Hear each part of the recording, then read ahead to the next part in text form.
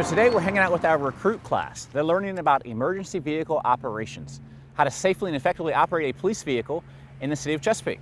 Now this goes beyond just having a driver's license. We're teaching them how to safely back up, how to switch lanes quickly to avoid collisions, how to parallel park safely, all of these types of things to ensure that they operate their mobile office safely. But before they get on the wheel, their journey actually begins in the classroom. I'm the Director of Training at the Chesapeake Law Enforcement Training Academy. I've been on the department for 13 years. During that time, I've served in operations, special operations. I've also served collateral duties as a member of the SWAT team and the crisis negotiations team. There are 11 employees at the Chesapeake Law Enforcement Training Academy. Myself, I have 2 assistant directors. One oversees curriculum and one oversees skills-based training. There are 5 staff members, and there are 2 administrative support personnel and 1 part-time range officer. I've been on the department for about 18 years. As of tomorrow, actually, was my first day that I started here at the academy. Currently assistant director of the training academy.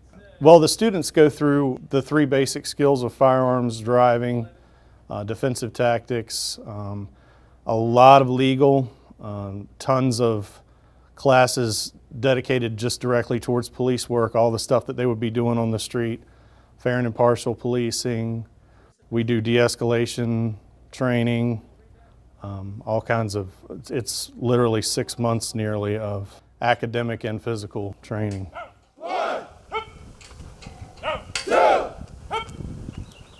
So there are over 1,500 performance outcomes that are taught in the Chesapeake Law Enforcement Training Academy Basic Academy. Those are all mandated by the Virginia Department of Criminal Justice Services. Each one must be successfully completed for an officer to earn their law enforcement certification.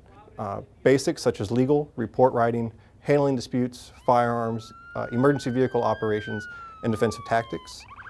But we also have additional classes that we teach that are not mandated by the state, and that includes classes such as mental illness, fair and impartial policing, community policing, and emotional wellness for officers. Today we're doing a 30-minute AMRAP, 1-minute rest between rounds.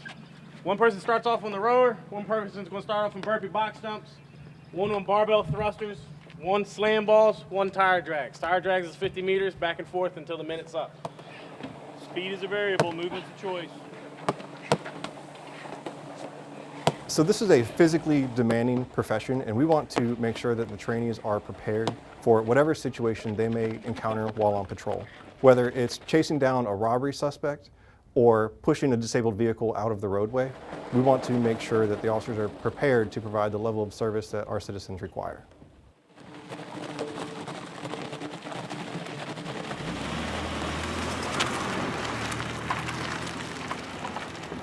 It helps for someone to have a little bit of driving experience because this isn't basic driving school. It's a step up from that. So if you come into the academy and you don't have basic driving knowledge and basic driving skills, and maybe you've been on the street driving a vehicle for a few years, it may be more difficult because we're not there to teach a person how to operate a vehicle. We're there to teach them how to operate a vehicle better and with more speed and accuracy. Just feather in the gas a little bit, helps you get straight.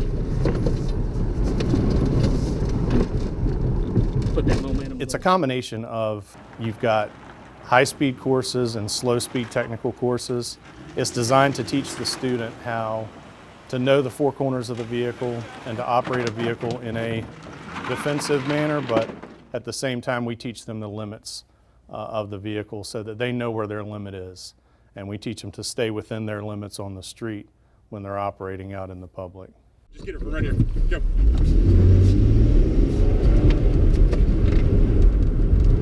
Focus on the one coming. Get out, get out, get out, get out. Go, go. There's about a 6-hour classroom portion and about 2 hours of that where we have an outside agency come in and speak to the students about safety and the consequences of civil liability of having accidents out on the street, injuring citizens, the consequences that could come from that.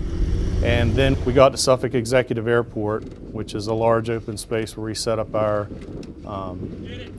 their precision courses designed to teach the student how to learn the 4 corners of their vehicle and operate within a certain time frame, learn how to kind of develop that muscle memory to put that seat belt on and how to get in and out of the car quickly and operate the vehicle under stressful conditions. I'm ready then, sir. So the primary reasons that the recruits choose to leave the academy is citing personal reasons, which we respect. It is the goal of my staff and I to ensure that every trainee that enters this academy is provided the opportunity to be successful. And we found that those that are committed to embracing the department's core values and those that are willing to trust the process are most successful. Class, why is this important? Hard work and dedication, sir. Hard work and dedication. We can go off of that. That's good. Class, right. Call 'em right. March. So at the Chesapeake Law Enforcement Training Academy, we provide in-service training for incumbent officers who are required to attend training a 40-hour block once every 2 years. That's the minimum required. We typically exceed that. Also, we offer and coordinate training for the Special Weapons and Tactics Team, the Crisis Negotiations Team, the Dive Team, Marine Patrol, the Unmanned Aerial Systems Team, and K-9. Woo, good boy, good boy.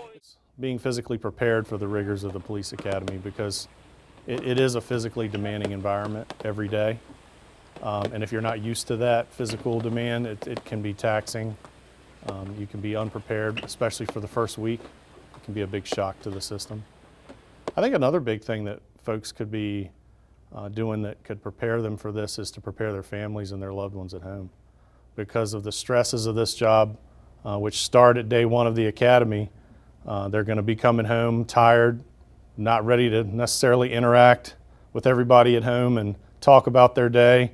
They just want to relax and kind of de-stress a little bit, and also the time differences, with our schedule. It's not always the same, and it can be, you can work evening shift one day and day shift the next day, and that can be tough on the family. So preparing the family is important.